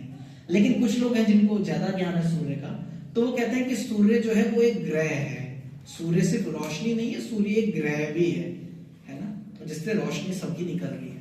और कुछ लोग जो इससे भी ज्यादा विद्वान हैं वो बता पाएंगे कि सूर्य के अंदर एक देवता भी है जो सूर्य देव है, विष्णु विवस्वान है ना। उसी तरीके से भगवान को जानने वाले भी 3 तरीके के लोग हैं। जो पहले लोग जो भगवान की सिर्फ शरीर से निकलने वाली कांति को ही देख पा रहे हैं, भगवान की सिर्फ कांति को देख पा रहे हैं। जो भगवान का शरीर हम जैसा शरीर नहीं है कि ट्यूबलाइट जलाएंगे तभी दिखेगा। भगवान का शरीर स्वयं चमकता है, स्वयं चमकता है। आपको जब भगवान वृंदावन में मक्खन चुराने के लिए जाते थे तो गोपियां माता यशोदा से कंप्लेन करने के लिए आती थी कि यशोदा तुम अपने बच्चे का ना कुछ नहीं कर सकते, मक्खन तो चुराएगा ही, कम से कम इनके शरीर के गहने हटा दो। इनके शरीर के गहने इनकी शरीर की रोशनी की वजह से इतने चमकते हैं ना। एक तो इनका शरीर इतना चमकता है आपके बच्चे का, वो जब इसकी शरीर पे जो इतने गहने उस पर पड़ते हैं चमकता है, सारा रूम जगमग जगमग जगमग हो जाता है। कम से कम चोरी ही करना है तो ये बेचारा छुप कर लेगा, आप गहने हटा दो। और इस तरीके से खेलती हैं, क्योंकि भगवान के शरीर से स्वाभाविक रूप से रोशनी निकलती है, स्वाभाविक रूप से भगवान की कांति है, भगवान के शरीर से रोशनी निकलती है, चमकता है उनका शरीर। तो कुछ लोग जो है ना बस ये चमकाहट ही देख पाते हैं, बस भगवान की रोशनी ही देख पाते हैं, भगवान को नहीं देख पाते। क्यों? क्योंकि उन्होंने उतना ही तपस्या किया है कि वो सिर्फ भगवान की रोशनी देख पाएंगे। लेकिन क्या भगवान का रूप है? बिल्कुल रूप है। तो वो जो चीज देख रहे हैं उसको कहते हैं ब्रह्म। क्या कहते हैं? ब्रह्म, जो भगवान की रोशनी है। फिर कुछ लोग इससे भी ज्यादा ज्ञानी होते हैं, भगवान का परमात्मा स्वरूप देखते हैं, यानी सबके हृदय में भगवान को देखते हैं, लेकिन कहते हैं प्रभु भगवान तो सब तरफ है, लेकिन मूर्ति में मत भगवान को बोलो। भगवान मूर्ति, भगवान सब जगह है लेकिन मूर्ति में नहीं। एक बार प्रभुपाद जी से एक ने कहा कि आप ये मूर्ति पूजा क्यों करते हैं? भगवान तो सब तरफ है, मूर्ति पूजा क्यों करते हो? प्रभुपाद जी ने बोला कि भगवान सब तरफ है ना। तो उसने कहा तो मूर्ति में भी होंगे। अगर आप कह रहे हो भगवान सब तरफ है तो मूर्ति में भी स्वीकार कर लो, क्या दिक्कत है? या आप ऐसा कहना चाहते हो सब तरफ है सिर्फ मूर्ति में नहीं है, तो फिर तो ये आपकी छोटी बुद्धि है। आप कह रहे हो सब जगह है लेकिन मूर्ति में नहीं है, सब जगह है तो मूर्ति में भी होंगे, कम से कम इसी लेवल पे स्वीकार कर लो। जैसे क्या पानी हर जगह है भाप के रूप में पानी हर जगह है, हर तरफ जो है भाप के रूप में पानी है, लेकिन क्या इससे प्यास बुझ सकती है? बहुत पानी पी लिया, मुझे प्यास बुझ गई, ऐसा होता है क्या? नहीं, उसको पीने के लिए मुझे इस ग्लास में जो रखा हुआ पानी है ना, इसको पीना पड़ेगा, और फिर क्या होगा? प्यास बुझेगी। लेकिन पानी तो हर जगह था, तो फिर मेरा प्यास क्यों नहीं बुझा? क्योंकि वो पीने योग्य नहीं है, अभी मैं उससे मेरी प्यास नहीं बुझ सकती। वैसे भगवान हर तरफ है, बिल्कुल है, भगवान तो अणु अणु में है, कण कण में है, लेकिन क्या मैं देख सकता हूं? अभी मेरी उतनी स्थिति नहीं है कि मैं प्रहलाद महाराज की तरह इस खंबे में भी भगवान को देख पाऊं। प्रहलाद महाराज की स्थिति थी तो वो देख सकते थे, हमारी नहीं है। तो हमारे लिए भगवान किस रूप में आते हैं? अर्च विग्रह के रूप में आते हैं, मूर्ति के रूप में आते हैं, कि मेरा भक्त मुझे कहीं नहीं देख सकता, इस स्वरूप में देखेगा, इस स्वरूप में मैं उसको देखूंगा, और वो होते हैं भगवान। समझ गए? तो जिन्होंने सब जगह देखते हैं वो होते हैं परमात्मा को जानते हैं लेकिन भगवान को नहीं जानते। लेकिन जो भगवान को जानते हैं यानी भगवान के भक्त, वो भगवान को भी जानते हैं, परमात्मा को भी जानते हैं और ब्रह्म को भी जानते हैं। ठीक है? और ऐसा नहीं है कि भगवान जो है अलग अलग धर्मों में अलग अलग हो जाएंगे। कई बार लोग ये भी कहते हैं प्रभु जी आप ऐसा कैसे कर सकते हैं कि जो कृष्ण है वो अल्लाह है और वही जो है वो क्राइस्ट है? क्योंकि हम नहीं कह रहे हैं, कल भी मैंने इसके प्रमाण दिए कि अलग अलग शास्त्रों में जो इंगित किया जा रहा है, बताया जा रहा है, वो कृष्ण की तरफ किया जा रहा है ना? जैसे कि अल्लाह का रंग कैसा है? काला है, कुरान में लिखा है। तो किन का रंग काला है? कृष्ण का रंग काला है ना? बाइबल में लिखा है जो मेरे भगवान हैं वो भेड़ बकरियों के साथ और क्या कहते हैं बछड़ों के साथ खेलते हैं। कौन से भगवान भेड़ बकरी बछड़ों के साथ खेलते हैं? कृष्ण, है ना? और ऐसे ही बहुत सारे एग्जांपल्स हैं। लेकिन जो अल्प बुद्धि के लोग होते हैं वो कहते हैं कि प्रभु जी ये हमारे भगवान है, ये उनके भगवान है ना? और इस तरीके से धर्म की राजनीति का जन्म होता है। लेकिन ऐसा नहीं है। जैसे सूरज अगर उगेगा तो कोई कहेगा क्या ये भारत के ऊपर जन्मा है तो ये हिंदुओं का सूरज हो गया, और ये पाकिस्तान के ऊपर सूरज उगा है तो ये मुसलमान सूरज है। ऐसा है क्या? ये सिया सूरज है, ये सुन्नी सूरज है, ये ब्राह्मण सूरज है, ये क्षत्रिय सूरज है। सूरज तो सूरज है, इसको अलग अलग नामों में बुलाया जा सकता है। जो हिंदी बोलने वाले हैं वो इसको सूरज कहेंगे, जो इंग्लिश बोलने वाले वो इसको सन कहेंगे, मुसलमान लोग इसको अपनी भाषा में बोलेंगे। लेकिन बात तो एक ही व्यक्ति की कर रहे हैं, किनकी? सूरज की। उसी तरीके से भगवान जो है ना वो अलग अलग धर्मों में अलग अलग नाम से जाने जाते हैं, लेकिन वो है एक ही। जैसे अल्लाह जो सबसे महान है, इसका अर्थ है। तो कौन है सबसे महान? भगवान, है ना? क्राइस्ट, जो जीसस क्राइस्ट, जो इंग्लिश में विदेशों में जो मानते हैं बाइबल के थ्रू, कौन है भगवान? Jesus Christ. ये क्राइस्ट वर्ड जो है इसका लैटिन शब्द है क्रिस्टोकस। क्रिस्टोकस का मतलब होता है जो सबसे ज्यादा आकर्षक है, और सबसे ज्यादा आकर्षक व्यक्ति कौन है? कृष्ण। कृष्ण शब्द जो संस्कृत में है उसका भी अर्थ होता है सबको आकर्षित करने वाला, और क्रिस्टोकस का भी वही अर्थ है। तो ये सभी धर्म एक ही व्यक्ति की बात कर रहे हैं, कृष्ण। लेकिन अल्प बुद्धि वाले लोग इनको अलग अलग करके समझते हैं, कम बुद्धि वाले लोग। लेकिन भगवान एक ही है और उनका स्वरूप है। ब्रह्मा जी कह रहे हैं सच्चिद आनंद विग्रह। उनका स्वरूप कैसा है? सत, चित और आनंद से बना हुआ। एक बार प्रभु जी क्लास में बता रहे थे कि हमसे ज्यादा अच्छा तो कुत्ता होता है। कुत्ते का मालिक जो है ना वो कोट पैंट में आए तो भी कुत्ता पहचान जाता है ये मेरा ही मालिक है। वो शर्ट पैंट में आए तो भी कुत्ता पहचान जाता है ये मेरा ही मालिक है। वो स्विम सूट चड्डी बनियान में आए तो भी कुत्ता पहचान जाता है ये मेरा ही मालिक है। लेकिन हमारे भगवान है वो अगर बांसुरी लेकर आते हैं, ये हिंदुओं के भगवान है, वो अगर दूसरे धर्म में, ये मुसलमानों के भगवान है, तो हमारी हालत तो कुत्ते से भी गई गुजरी है। हम भगवान को नहीं पहचान पा रहे। ये मेरे ही प्रभु हैं जो अलग अलग धर्मों में अलग अलग रूप में पूजे जा रहे हैं, है ना। और उन धर्मों के लोगों को भी समझ नहीं आ रहा है कि सब सेम ही है ना। They all are coming from same source. ये हमने डिस्कस कर लिया। भोक्ताराम यज्ञ तपस्या, परमात्मा नॉलेज भी हमने डिस्कस कर ली। ओके, तो देवी देवताओं के भक्त, कई बार भक्त लोग ये भी कहते हैं कि प्रभु जी सिर्फ कृष्ण के ही भक्ति करेंगे क्या, बाकी देवी देवताओं की भक्ति नहीं करेंगे क्या? तो फिर बाकी देवी देवताओं की भक्ति कैसे करेंगे, है ना। आज जैसे महाशिवरात्रि है तो क्या शिव जी की भक्ति नहीं करेंगे? तो यहाँ बहुत अच्छा भगवान गीता में कह रहे हैं, सतया श्रद्धया युक्तस् तस्यार्धनम एहते लभते ततौ कामान मायैव विहितान हितान। कि जो भगवान, जिनकी जो भक्ति है, जिनकी जो श्रद्धा है वो अभी बहुत ही कोमल है, वो पर्टिकुलर देवी देवताओं के पास जाते हैं और उन देवी देवताओं से अपनी इच्छा पूरी करने के लिए कहते हैं। जैसे कि माँ मुरादे पूरी कर दे, क्या बांटूंगी? हलवा बांटूंगी। नहीं करोगे तो नहीं बांटूंगी, कर दोगे तो सिर्फ हलवा ही बांटूंगी। ऐसे करके लोगों की बहुत सारी इच्छाएं होती हैं और वो कहते हैं कि भाई देवी देवता, मैं तो इन देवी को मानती हूँ, मैं तो इन देवताओं को मानती हूँ। भगवान गीता में कह रहे हैं उनको वो देवी देवता है वो इच्छा पूरी भी कर देते हैं, लेकिन किसके थ्रू? मेरे थ्रू। मैं उन देवी देवताओं को ये शक्ति देता हूँ कि इनकी इच्छाएं पूरी कर दो। जैसे आप एमसीडी में एप्लीकेशन डालते हैं ना, हमारे गली का पाइप जाम हो गया है, इसको क्लियर करवा दीजिए, तो क्या एमसीडी वाला अपने घर से मजदूर भेजता है? नहीं, वो फिर उस लेटर के थ्रू उस शहर के जो नागरिक कर्मचारी वगैरह होंगे आगे लेटर पहुंचाएगा, फिर एमपी कहेगा हाँ इस गली को क्लीन करवा दो, नहीं करवा दो, वहां का जो एमएलए होगा फिर वो क्लीन होगा, क्योंकि उसको शक्ति ऊपर से दी जा रही है। आप ये नहीं कहेंगे एमसीडी का जो ऑफिसर है ना यही है सब कुछ, भाई साहब हमको पता होता है इनके ऊपर भी अधिकारी हैं, वो पास करते हैं तब काम होता है। वैसे ही सभी देवी देवता जो हैं ये सब हमारी इच्छा पूरी करते हैं भगवान से शक्ति पाकर। भगवान कह रहे हैं उन सबको शक्ति मैं ही देता हूँ, और कम जो मेरे को नहीं जानते वो इन देवी देवताओं के पास जाते हैं और भगवान इनसे पैसा मांगते हैं या इनसे सुविधाएं मांगते हैं। लेकिन जो बुद्धिमान लोग हैं वो सीधा मेरे पास आते हैं और मेरे से सुविधाएं मांगते हैं, या जो भी उनकी समस्या है वो मेरे साथ डिस्कस करते हैं, है ना।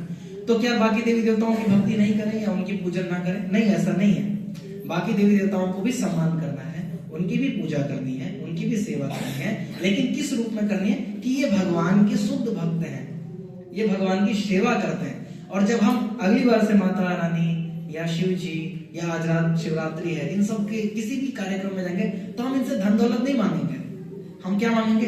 हे प्रभु, जिस रूप से आप भगवान की इतनी शुद्ध सेवा करते हो, इतनी शुद्ध भक्ति करते हो, आप हमें भी भगवान की कुछ भक्ति दीजिए, आप हमें भी भगवान की सेवा में लगाइए, है ना। धन दौलत वगैरह नहीं मांगने का, वो ये सब ऐसे ही दे देंगे और वो माया का दिया हुआ गिफ्ट होता है, थोड़ी देर में चला जाएगा। लेकिन जब आप देवी देवताओं से ये मांगेंगे ना, आपके पास जो भक्ति है जिससे आपने भगवान को प्रसन्न कर रखा है, वो भक्ति थोड़ी सी हमें दीजिए, तो देवी देवता बहुत खुश हो जाते हैं, बहुत खुश हो जाते हैं। एक बहुत अच्छी कहानी आती है चंडीदास की। आप में से किस किसने चंडीदास का नाम सुना? चंडीदास बहुत महान कवि हुए। कालिदास, कालिदास जैसे कालिदास है वैसे ही एक भक्त हुए चंडीदास, उनकी कविताएं बहुत प्रसिद्ध है। तो चंडीदास जो है ना वो माता काली के बहुत बड़े भक्त थे, बहुत बड़े भक्त हैं। रोज माता रानी के ऊपर फूल पत्र इत्यादि बहुत सारी चीजें चढ़ाते थे और बहुत भक्ति करते थे, बहुत देर देर तक स्तुतियां करते थे, और उनकी कृपा से उन्होंने कई कविताएं भी लिखी थी, बहुत प्रसिद्ध भी थे। लेकिन चंडीदास के जो भाई थे ना वो भगवान विष्णु के भक्त थे और वो इतने अमीर नहीं थे। भगवान विष्णु के ज्यादातर भक्त जो है ज्यादा अमीर होते नहीं, उतने अमीर नहीं थे। लेकिन चंडीदास जी बहुत प्रसिद्ध थे, बड़ी अच्छी अच्छी कविताएं लिखते थे, उनको बहुत पैसा था। तो एक दिन उनके बगीचे में बहुत सारे अच्छे अच्छे फूल खिले थे। तो चंडीदास जी के भाई थे, वो अपने घर की तरफ जा रहे थे, उन्होंने उन सुंदर फूलों को देखा, तो उन्होंने सोचा ओह कितने सुंदर फूल हैं, अगर मैं इन्हें अपने शालिग्राम पे चढ़ाता, अपने ठाकुर जी पे चढ़ाता, कितना अच्छा लगता। ऐसा सोच के उन्होंने मन ही मन उन फूलों को क्या किया, भगवान को अर्पित कर दिया। भगवान मन से भी स्वीकार कर लेते हैं, तो वो ऑफर हो गए, वो सारे फूल क्या हो गए, ऑफर हो गए, भगवान को अर्पित हो गए। अब चंडीदास जी ने उस दिन उन फूलों को तोड़ा और माता चंडी पर, माता काली पर उन फूलों को चढ़ाया, और माता रानी तुरंत प्रकट हो गई, तुमने आज बहुत अच्छी चीज चढ़ाई है, मांगो, जो मांगते हो मांगो। तो चंडीदास बोले कि मांगूंगा तो जरूर मांगूंगा, लेकिन आप पहले ये बताइए, मैं रोज फूल चढ़ाता था, मैं रोज आपकी इतनी स्तुति करता था और आप आज तक प्रकट नहीं हुए, लेकिन आज मैंने अभी सिर्फ फूल ही चढ़ाया, स्तुति भी नहीं किया और आप प्रकट हो गई इतनी खुश होकर। कैसे खुश हो गई? कहते आज जो तुमने फूल चढ़ाया है ना, ये मेरे प्रभु के द्वारा स्वीकार किए हुए फूल है, ये भगवान के प्रसादी फूल है और ये तुमने मुझे दिया, तो मैं बहुत खुश हो गई कि इतने दिनों में आज तुमने मेरे को ढंग की चीज चढ़ाई है। मांगो क्या मतलब? तो अच्छा, तो आपके जो प्रभु हैं वो कौन है? ये जो तुम, तो फिर माता रानी कहती ये जो जिनको ये फूल चढ़ाए हुए थे ना, वो मेरे प्रभु हैं। ये फूल पहले से ही शालिग्राम पे चढ़ाए हुए थे, भगवान कृष्ण पे चढ़ाए हुए थे। और ऐसे ही आपको कई रेफरेंसेस मिलेंगे, जैसे कि कंस जब बच्चे को मारने की कोशिश करता है, जो 8वां बच्चा है लड़की, तो माता रानी प्रकट हो जाती है ना। और माता रानी क्या कहती है? तुम मुझे क्यों मारते हो कंस? मेरे जो स्वामी है वो पहले ही प्रकट हो चुके हैं। और ऐसी कई जगह आप बाकी देवी देवताओं का भी देखेंगे जहां पर सब भगवान शिव कहते हैं, शिव पुराण में माता पार्वती को सत्यम सत्यम ही वदामि अहम विष्णु ही जापका, हे देवी मैं तुमको सच सच बोल रहा हूं। ये सब लोग हर हर महादेव, जय जय शिव शंभू, बम बम बोले, मस्ती में डोले, सब कर रहे हैं, लेकिन कोई मेरे मुंह के पास आकर अगर ध्यान से सुने तो मैं क्या बोल रहा हूं उनको पता चलेगा। क्या बोल रहा हूं? सत्यम सत्यम ही वदामि, हे देवी मैं सच सच बोल रहा हूं। अहम विष्णु ही जापका, मैं तो श्री राम श्री राम श्री राम श्री राम, मैं यही कर रहा हूं। लोगों को मेरे से सब धन दौलत पैसा यही सब चाहिए, ये नहीं देख रहे मैं खुद छोड़कर बैठा हुआ है ना। तो भगवान, अभी से हम कभी भी देवी देवताओं के पास जाते तो हम उनसे क्या मांगेंगे? हे प्रभु, हे माता जी, आप मेरे को क्या दें? क्या दें? भक्ति दें। भगवान कृष्ण, भगवान हरि, भगवान सीताराम जी के प्रति भक्ति दें, और बाकी चीजें भगवान मेरे को वैसे भी दे ही देंगे। जैसे अगर मुझे पैसे मांगने हैं तो मैं अपने माता पिता से मांगूंगा ना, कि चाचा ताऊ से मांगूंगा कि आज मेरे को टॉफी खाने का मन है, चाचा जी दिला दो? नहीं ना, माता पिता का नाक कटेगा कि बताओ इसके मम्मी पापा लगता है इसको खाने के लिए नहीं देते, इसीलिए गली में मांगता घूमता रहता है ना। वैसे ही जब हमारे भगवान हैं श्री हरि श्री कृष्ण, तो हम बाकी लोगों से क्यों मांगेंगे? हम देने के लिए भगवान है। आप लोग सिर्फ मेरे को भक्ति दीजिए कि मैं इनकी अच्छे से अच्छी सेवा कर पाऊं, और जब आप ये मांगेंगे सभी देवी देवता अपने आप आपको सब कुछ देंगे, आपको उनसे मांगने की भी जरूरत नहीं होगी। भगवान, ये भगवद गीता का श्लोक है। तो देवी देवताओं और देवताओं में क्या अंतर है? देवी देवता बहुत सारे होते हैं, लेकिन भगवान सिर्फ एक है। देवी देवता जो है वो भगवान के दूत हैं, जो भगवान के अधिकार पर सेवा संभाल रहे हैं। जैसे लाइट का डिपार्टमेंट कौन संभाल रहे हैं? सूर्य देवता। पानी के डिपार्टमेंट कौन संभाल रहे हैं? वरुण देवता, है ना। इस तरीके से हर एक चीज के डिपार्टमेंट है और उन सबको संभाल रहे हैं। लेकिन भगवान जो है वो इन सब को कंट्रोल करते हैं, सबको कंट्रोल करते हैं। एक बार एक विदेशी आदमी इंडिया आया तो उसका रिसर्च था, वो पीएचडी कर रहा था कि भगवान कौन है। इसका उसका पीएचडी का थीसिस था, ये सत्य की घटना है। उसने अपनी थीसिस लिखी, भक्ति आश्रम महाराज इसको अपनी कथा में बताते हैं कि तो वो आए तो उन्होंने ना पूरा भारत घूमा लगभग 1 साल, और अपनी थीसिस के एंड में लिखा कि मैंने सभी देवी देवताओं के मंदिर घूमे, सब जगह पूरे भारत में 1 साल रहा, अंत में मैं इस निष्कर्ष पर पहुंचा हूं कि कृष्ण ही परम पुरुषोत्तम भगवान है। तो फिर उनसे पूछा गया कि आप ऐसा क्यों मानते हैं? कहते कि मैं सब मंदिरों में गया, सभी देवी देवताओं के पास गया, सभी देवालयों में गया, लेकिन सबके पास कुछ ना कुछ हथियार है।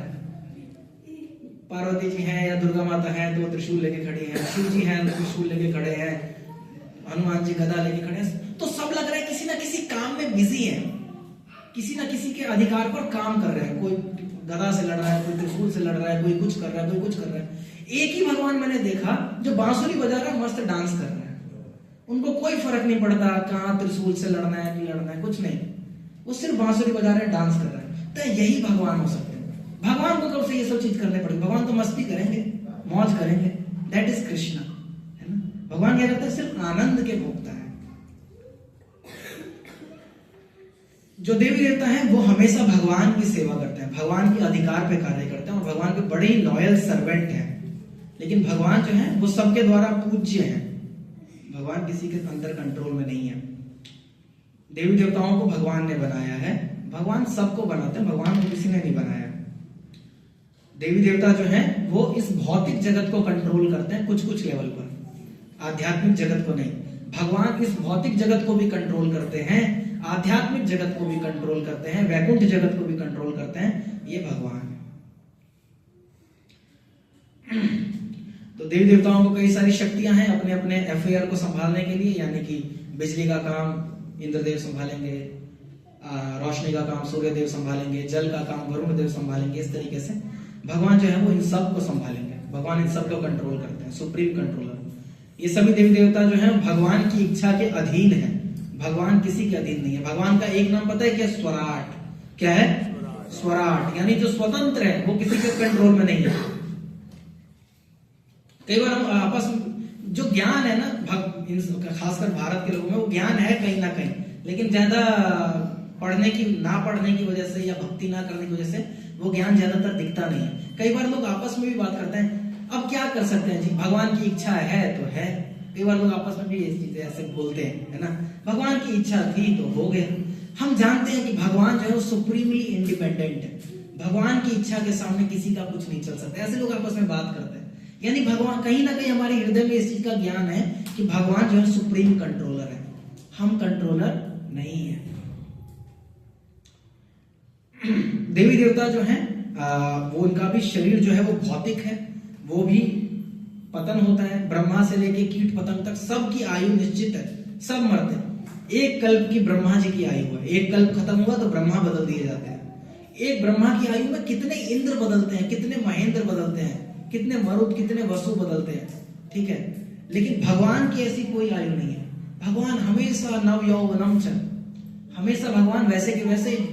भगवान महाभारत के युद्ध में जब अर्जुन के सामने खड़े हैं, आप कभी फोटो देखिएगा तो अर्जुन की मूंछें आपको दिखेंगी, भगवान की नहीं दिखेंगी, क्योंकि भगवान मुश्किल से 15-16 साल के बच्चे हैं, जबकि भगवान की उम्र उस समय 120 साल के करीब है। भगवान के नाती पोते हो रखे हैं, और भगवान दिख कैसे रहे? एकदम छोटे से बालक, 16 साल का एक बच्चा रथ के ऊपर बैठा है और गीता का ज्ञान दे रहा है, क्योंकि भगवान की उम्र 16 के आगे बढ़ती ही नहीं, फिक्स है, इतनी रहेगी।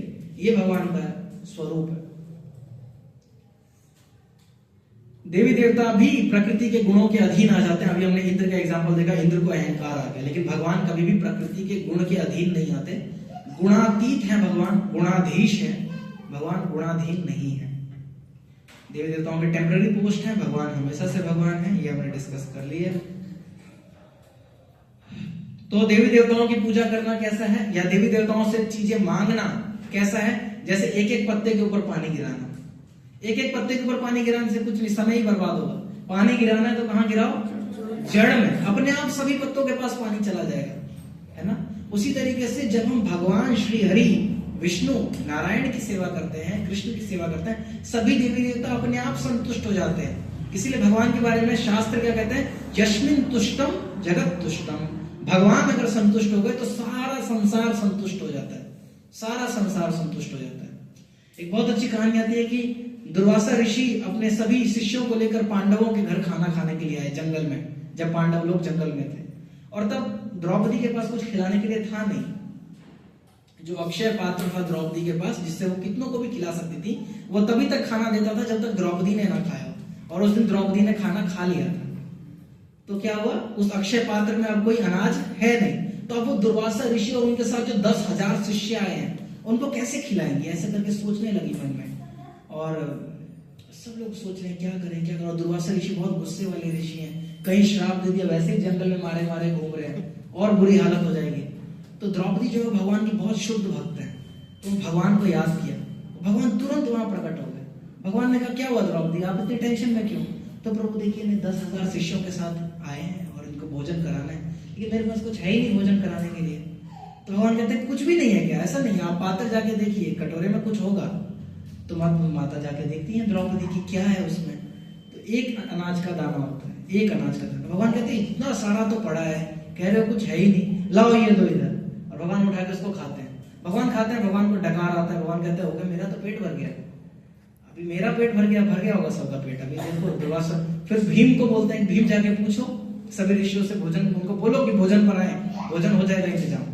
तो जैसे ही दुर्वासा ऋषि सब लोग स्नान कर रहे होते हैं, बोलते हैं कि आइए अब खाना खाने के लिए, दुर्वासा ऋषि क्या कहते हैं, उन सबका पेट भरा हुआ लग रहा है, अब एक दाना और दिखाया जाएगा, एक दाना और यहाँ तक भर चुका है गला। कैसे भर गया पता नहीं, पेट पूरा फुल लग रहा है। क्योंकि भगवान क्या है, भगवान अगर संतुष्ट है तो सब संतुष्ट है, सब संतुष्ट है। इसीलिए कई बार बहुत भक्त जो बहुत ही दरिद्र होते हैं ना, गरीबी में होते हैं, वो भगवान को बहुत भक्ति करते हैं कि प्रभु आप संतुष्ट हो जाओ। सुदामा कितना गरीब थे, लेकिन सुदामा भगवान को रोज थोड़ा सा अनाज चढ़ाते थे कि मैं सब इन सबको पेट नहीं भर पाता, कम से कम आपका पेट भर जाए, और फिर सबका पेट भर जाता था उनके घर में। इस तरीके से सुदामा का घर चलता था। तो ऐसे ही भगवान का, अगर भगवान को संतुष्ट कर दिया तो आपको हर एक पत्ते पे पानी डालने की जरूरत नहीं है। सब देवी देवताओं का सम्मान करेंगे, सबसे एक ही प्रार्थना करेंगे, एक ही आशीर्वाद करेंगे कि हमें भगवान की क्या दे, भक्ति।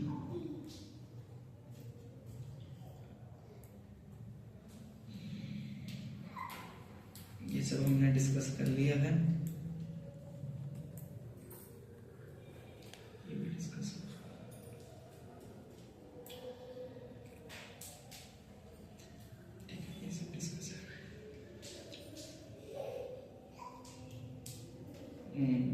जो कम बुद्धिमान लोग होते हैं वो क्या करते हैं, बिजनेस मेंटालिटी के साथ भगवान के पास जाते हैं। बिजनेस मेंटालिटी समझते हैं, मैंने 10 रुपया दिया है, भगवान इसका 1000 रुपया लग करके वापस करना है ना। इतना इंटरेस्ट तो बैंक नहीं दे रहा है ना, एफडी नहीं दे रही। भगवान को हम 100 रुपया चढ़ाते हैं, भगवान इस घर बनवा दो हमारा, है ना, सब कुछ कर दो, नौकरी लगवा दो, 100 रुपए में इतना कुछ। ये है बिजनेस मेंटालिटी। जो भक्ति है, जो प्रार्थनाएं है, वो कैसी होनी चाहिए, ये प्रभु मेरी तरफ से छोटा सा आपके लिए कुछ सेवा है, आपको मेरे लिए जो सही लगता है वो कीजिए, है ना, आपको मेरे लिए जो अच्छा लगता है वो कीजिए। क्योंकि आप मेरे माता पिता कई बार हम ना घर में जब छोटे बच्चे होते हैं तो मम्मी करेले की सब्जी या कुछ ऐसी सब्जी देती है जो हमें नहीं पसंद, तो मम्मी तुम मेरे को यही सब्जी क्यों देती है, तो मम्मी क्या कहते हैं, मैं तेरा बुरा चाहूंगी क्या मैं तुम्हारा बुरा चाहूंगी कभी, खाओ, जहर थोड़ी है, खाओ। तो वैसे हमारे जीवन में कष्ट कभी आते हैं ना, बुरा होता है, तो हम सोचते हैं भगवान इतना कष्ट क्यों दे रहे हो। तो भगवान का रिप्लाई क्या होना चाहिए, मैं तुम्हारा बुरा चाहूंगा कभी, तुम्हारा गलत चाहूंगा, ये तुम्हारे लिए अभी जरूरी है, तुम इसी से बड़े बनोगे, है ना। तो हमें बुरे समय में भगवान कहते, तो भगवान आपको अगर ये सही लग रहा है ना तो यही दो, कोई बात नहीं, मेरी मत सुनो, मैं बेवकूफी हूँ, आप बुद्धिमान हो, आपको जो सही लग रहा है वो करो, है ना। भगवान से हमें बिजनेस नहीं करना है, धंधा करने के लिए नहीं आए हैं यहाँ पर हम क्या करने के लिए आए हैं, भक्ति।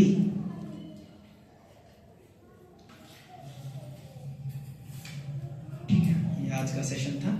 कोई प्रश्न है तो प्लीज, कोई क्वेश्चन, कोई प्रश्न एक ही प्रश्न है जी। जब हम शंकर भगवान के यहाँ जाते हैं तो कथा सुनते हैं तो वो चीज वहाँ बताई जाती है कि आप शंकर ही सबसे बड़े हैं, मतलब सबके मतलब उनका नजर में है वो, उन्हीं से सब जन्म है।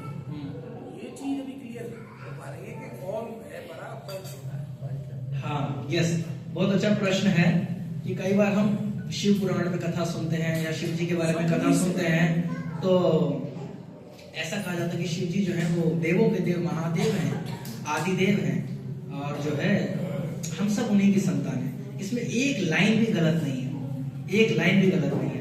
तो कोई कहेगा कि प्रभु जी फिर पूरा क्लास ही वेस्ट हो गया, प्रभु जी आप तो कह रहे शिव जी मतलब कृष्ण जो है वो परम भगवान है।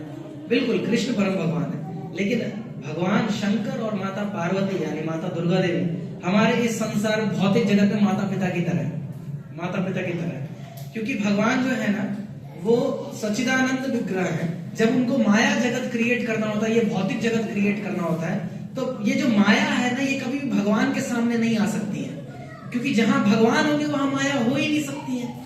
तो फिर माया से विवाह कौन करेगा, इस संसार को स्थापित कौन करेगा। तब भगवान नारायण अपना विस्तार करते हैं ताकि माया के साथ कोई विवाह करके संसार स्थापित करे, और वो जो विस्तार है उन विस्तार का क्या नाम है, शिव। क्या नाम है, Shiv.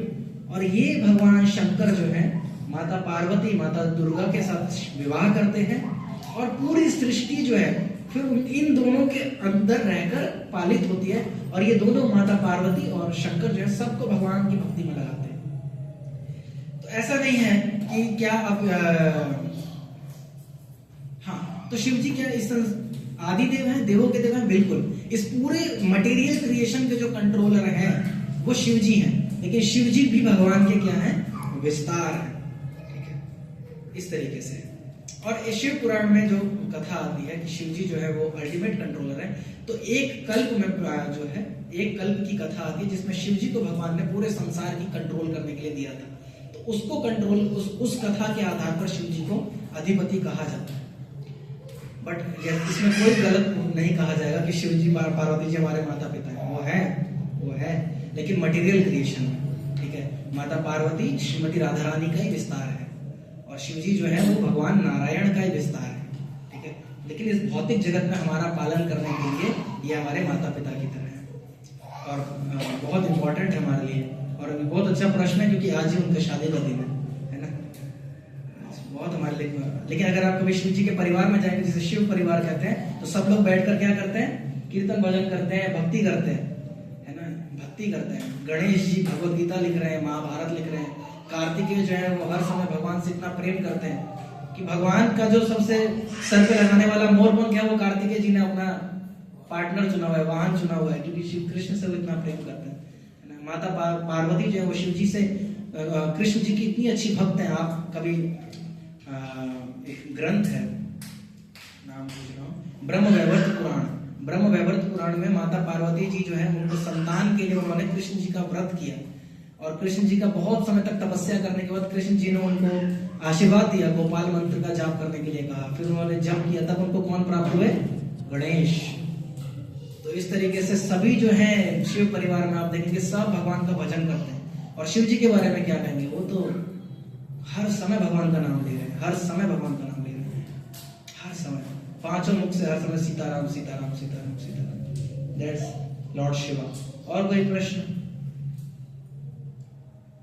Any question, any question? आज बहुत सारे नए नए डिवोटीज भी आए हैं जो पहले 2 सेशन में नहीं थे। अच्छा लगा देखकर। आप लोग अगले सेशंस में भी आइएगा, अगले जो भी क्लासेस। आज की क्लासेस आपको ये अच्छा लगा जो पहली बार आए? कौन कौन पहली बार आए? तो जी पहले किसी सेशन में नहीं आए। आप सबको अच्छा लगा? जानना चाहिए ये सारी चीजें, है ना, इससे बहुत बेसिक्स क्लियर होते हैं। तो ऐसे ही हम और भी टॉपिक्स आगे डिस्कस करेंगे और ये जैसे जैसे आगे बढ़ेगा तो डिटेल्स आपको और ज्यादा मिलेंगी। जैसे जब हमने पहला सेशन शुरू किया था तो सिर्फ हम सुख की खोज कर रहे थे कि दुख क्यों मिलता है, ये वो। दूसरे में हमने जाना भगवान है कि नहीं है। आज तीसरे में हमने क्या जाना, भगवान कौन है। वो कौन है, श्री कृष्ण है, नारायण है, भगवान है, ठीक है। Thank you very much. किसी का कोई फिर भी प्रश्न हो तो मैं यहीं पर हूँ, आप पूछ सकते हैं। बाकी प्रसादम की व्यवस्था हो गई? यस, तो प्रसादम नीचे ही है। यस, तो नीचे प्रसाद की व्यवस्था है। आप सबको दोबारा से शिवरात्रि की बहुत सारी शुभकामनाएं, ठीक है। और अगली क्लासेस में आइएगा शनिवार को। हरे कृष्ण।